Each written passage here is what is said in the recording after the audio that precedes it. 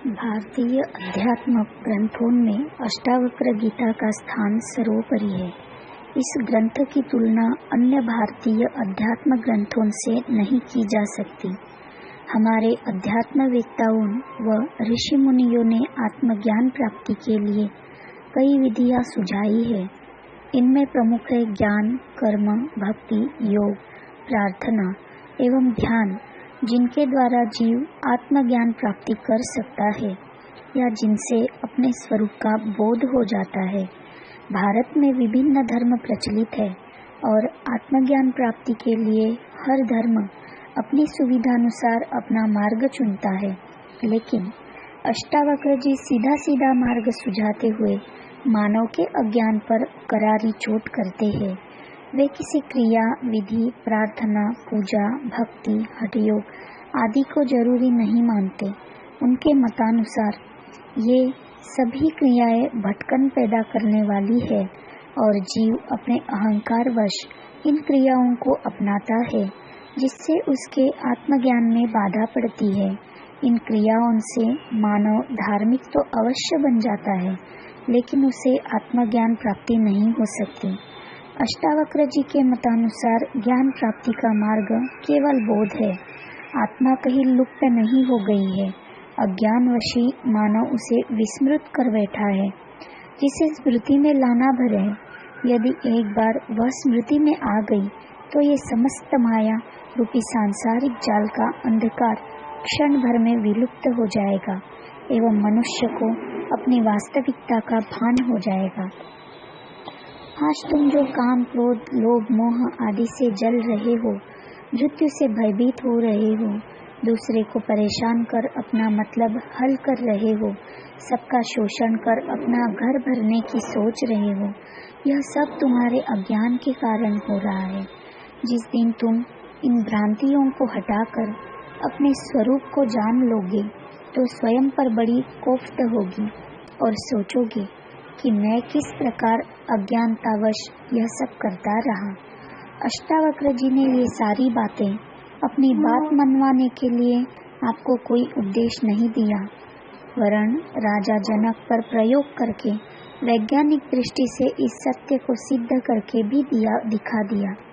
यह न तो ज्योतिषियों की भविष्यवाणियों जैसा है, न पुराणों की कथाओं जैसा ही है, और न ही वेदों की प्रार्थनाओं जैसा। यह एक सत्य है जो मानव के बोध को जागृत करता है। इसीलिए अष्टावक्र गीता को भारतीय ग्रंथों में नहीं बल्कि विश्व के अध्यात्म ग्रंथों में भी सबसे उच्च पद प्राप्त है। मानव में दो प्रकार के व्यक्तित्व पाए जाते हैं, एक अंतर्मुखी तथा दूसरा बाह्यमुखी। बाह्यमुखी के लिए कर्म व भक्ति मार्ग अनुकूल दिखाई पड़ता है, तो अंतर्मुखी ध्यान को पसंद करता है। अंतर्मुखी के लिए ज्ञान या बोध का मार्ग समझ में नहीं आ सकता। विद्वान, प्रज्ञावान, बुद्धि और चेतना वाला ही इसे ग्रहण कर सकता है। इसीलिए अष्टावक्र जी का यह उपदेश जनमानस में अधिक प्रचलित नहीं हो पाया। इनकी पूरी विधि में करना कुछ भी नहीं है, अक्रिया ही विधि है। बोध या स्मरण मात्र ही पर्याप्त है।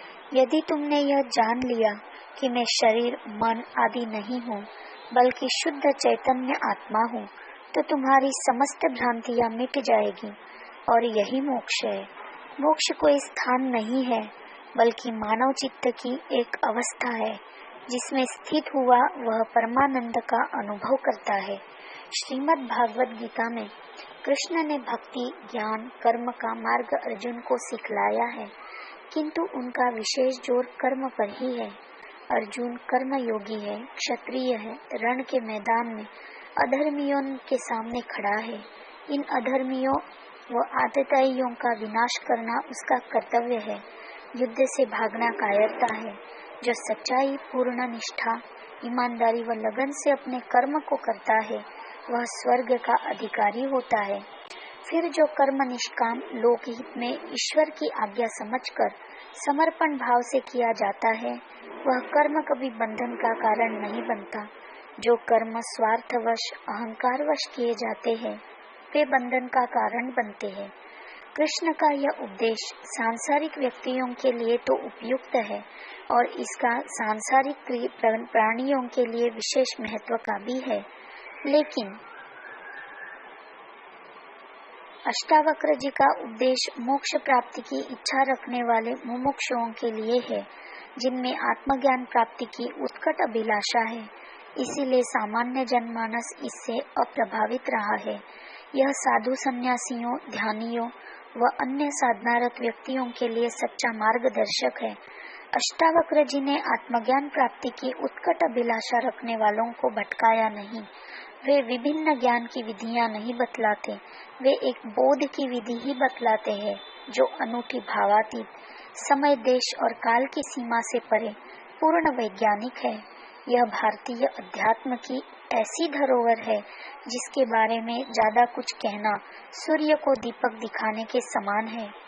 यह समझने के लिए नहीं है, बल्कि पीकर इसको पचाना है। भारतवर्ष ने अध्यात्म के सबसे उच्च शिखर को छुआ है, जिसे कुछ ही धर्म छू पाए हैं। यह शिखर है अद्वैत का। अद्वैत इस संपूर्ण सृष्टि को ईश्वर की कृति नहीं, अभिव्यक्ति मानता है। यह सारा फैलाव उसी का है। सृष्टि में ईश्वर नहीं, बल्कि यह सृष्टि ही ईश्वर है। आत्मा, परमात्मा या ब्रह्म भिन्न नहीं है। जीव और जगत में भिन्नता नहीं है। प्रकृति का पुरुष एक ही तत्व है। जड़ व चेतन उसी एक की विभिन्न अवस्थाएं मात्र है। दो भिन्न तत्व नहीं है। इसी तत्व बोध के